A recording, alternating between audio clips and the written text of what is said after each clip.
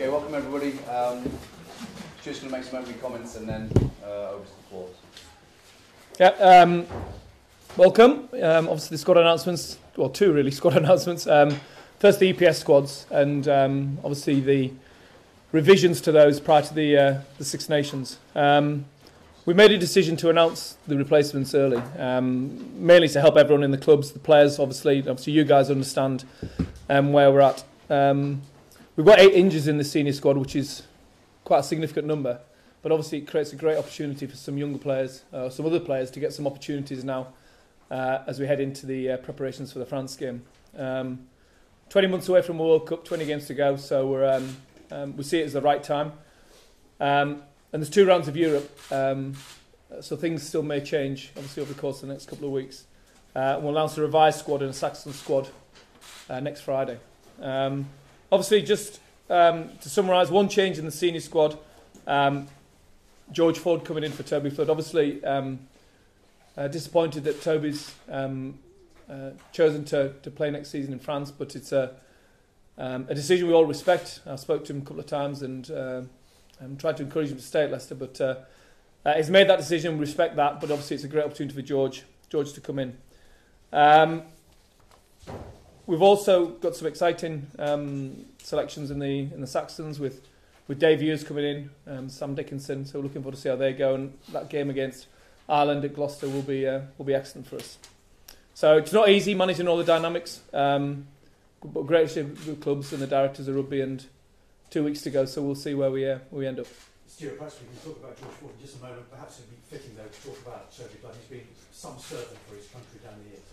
Yeah, he has, and he's made a lifestyle decision. As I said, we all respect that, and he's been great for us. He's been fantastic with me in my time, and I've got a really good relationship with him. We had a couple of good meetings to talk it all through, and respect his decision. But obviously, he understands also that RFU policy dictates that we don't select players unless it's exceptional circumstances, and I'd rather make the decision now.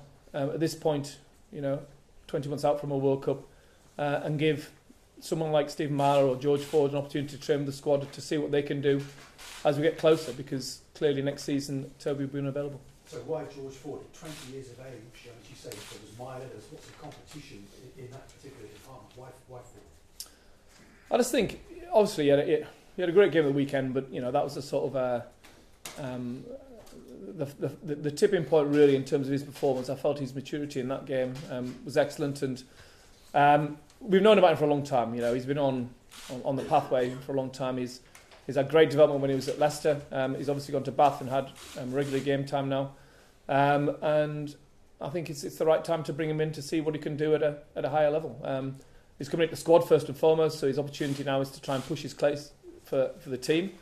And as you say, he's got some competition, because we're bringing Stephen Marler into the squad. We want to have a look and see how he goes. He went well in Argentina. He's played well this season, and I think he deserves that chance. And Freddie, we're going to play in the first Saxons game at Gloucester, because he's missed a couple of games recently, and we want to see how he runs a game international rugby. He's been involved with the senior squad a while now, but he's not quite had as many games I'm sure he'd like, so this is a great opportunity for him to put a marker down. So it's it'll be an interesting dynamic to see how it unfolds over the next few weeks. And they say he's got an all-court game for it. Did you go along with that? Can he do it all?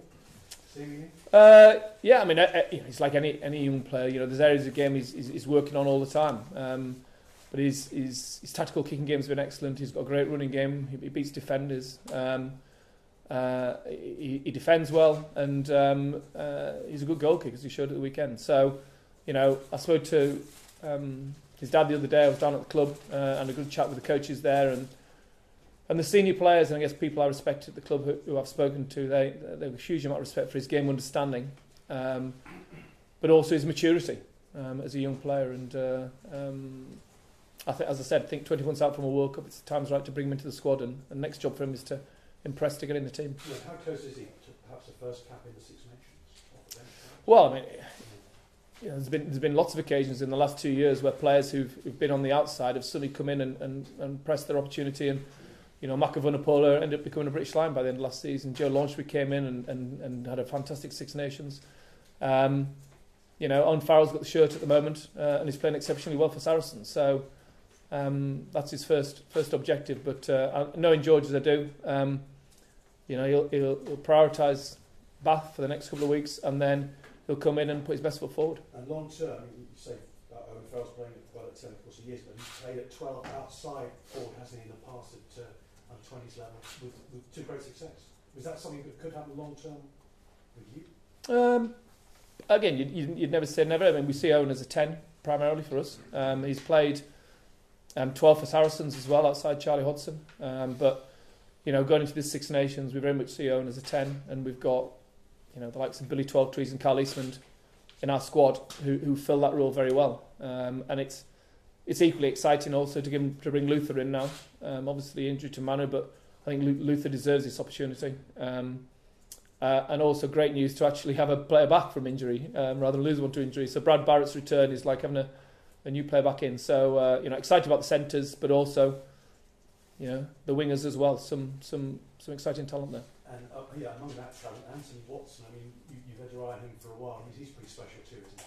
Yeah, and again, he's a player who we'd like to look at now at this point, out from a World Cup. He played on the wing at the weekend, obviously, which was a bonus for us. It was good to see him there. Thought he played well. And he, alongside Johnny May, Jack Noel and Chris Ashton will fight out for those wing slots for that France game.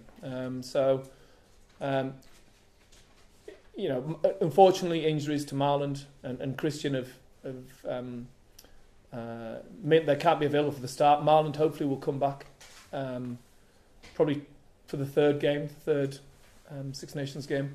But these four have all got an opportunity to put a marker down, and I think once we get Marlon and Christian back with some real competition.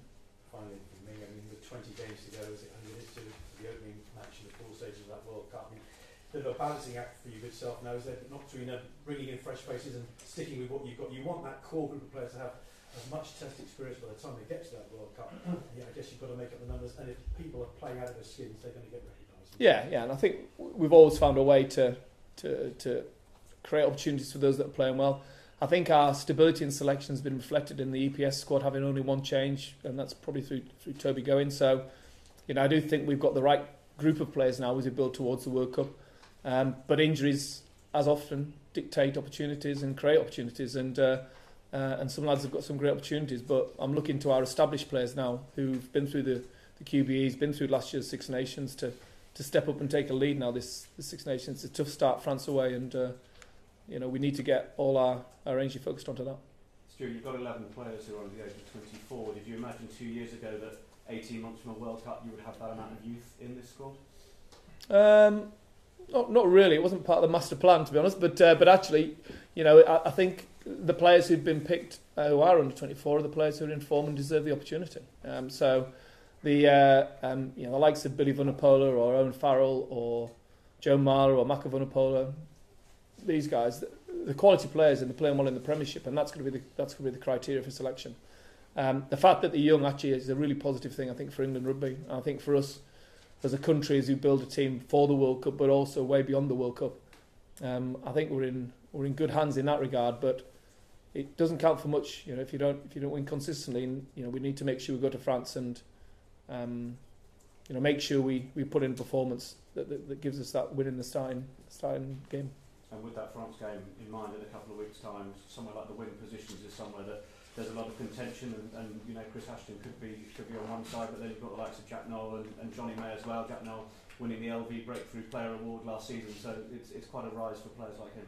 Yeah, absolutely, and I think we'll defer our selection until after the camp. We've got the 2 rounds of Europe, and then we go into camp, and clearly having all 30 odd players in camp training against each other, it'll be pretty competitive, and we'll base our decisions on the back of that week. The boys will have a weekend off, and they'll have Monday, Tuesday leading up to the France game, and we'll narrow down our selection then. So we anticipate the camp to be competitive, and so it should be. This is about picking the right team for England, and the best players are there, and it's a great opportunity for them all. Any other questions? Okay, we'll move just next door for the license. Thank you. Thank you.